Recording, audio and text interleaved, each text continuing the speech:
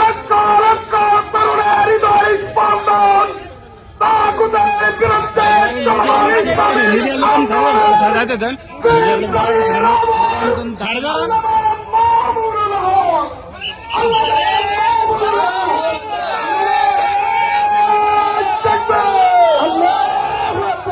কৃষক, শ্রমিক, মজদুর, মেহনতি মানুষ সকলে মিলে, রেমিটেন্স যোদ্ধা, উদ্যোক্তা সবাই মিলে দেশের অর্থনীতিকে সমৃদ্ধ করে।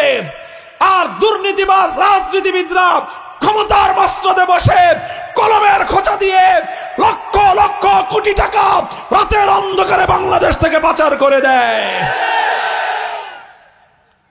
শুধু পাচার করে দেয় তাই নয়, তাদের